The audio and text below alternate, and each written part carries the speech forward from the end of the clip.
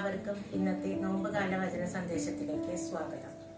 വിശുദ്ധ മർക്കോസിന്റെ സുവിശേഷം 8-ാം അധ്യായം 31 മുതൽ 9-ാം അധ്യായം 1 വരെയുള്ള വചനഭാഗങ്ങളാണ് ഇന്ന് സഭാമാതാവ് നമ്മുടെ ചിന്തയ്ക്ക് വിഷയമായി തരുന്നത്.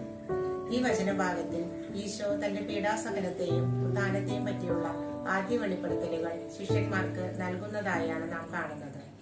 അതോടൊപ്പം ജനക്കൂട്ടത്തെയും അടുത്തേക്ക് വിളിച്ച് പല കാര്യങ്ങളും ഈശോ അവരെ പഠിപ്പിക്കുന്നുണ്ട്.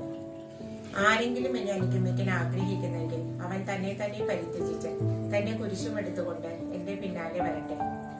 സ്വന്തം ജീവൻ രക്ഷിക്കാൻ ആഗ്രഹിക്കുന്നവൻ അത് നഷ്ടപ്പെടുത്തും. ആരെങ്കിലും എനിക്ക് വേണ്ടിയോ സുവിശേഷത്തിന് വേണ്ടിയോ സ്വന്തം ജീവൻ നഷ്ടപ്പെടുത്തിയാൽ അവൻ അതിനെ രക്ഷിക്കും.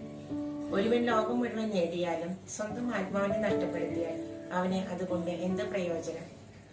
ഈ വചനഭാഗങ്ങളുടെ എല്ലാം കടന്നു പോകുമ്പോൾ നമുക്ക് മനസ്സിലാക്കാൻ സാധിക്കുന്നത് നമ്മുടെ ആത്മാവിനെ നഷ്ടപ്പെടുത്തിക്കൊണ്ടുള്ള ഒരു ജീവിതം വ്യർത്ഥമാണ് എന്നാണ്. നാം നമുക്ക് വേണ്ടി മാത്രം ജീവിക്കാതെ ഈശോയ്ക്ക് വേണ്ടി കൂടി ജീവിക്കണമെന്ന് ഈ വചനഭാഗങ്ങൾ നമ്മെ ഓർമ്മപ്പെടുത്തുന്നു. പ്രിയപ്പെട്ടവരെ, ഈ നോമ്പുകാലത്തിൽ നമ്മുടെ സഹനങ്ങളെ ഈശോയുടെ കുരിശോട് ചേർത്ത് വെച്ചുകൊണ്ട് നമുക്കും ഗാഗുൽത്തായിലൂടെ ഈശോയുടെ പാത പിന്തുടരാം. അങ്ങനെ ഈശോയുടെ ഉത്ഥാനത്തിൽ നമുക്കും പങ്കുചേരാം. എല്ലാവർക്കും നല്ലൊരു ദിനം ആശംസിക്കുന്നു.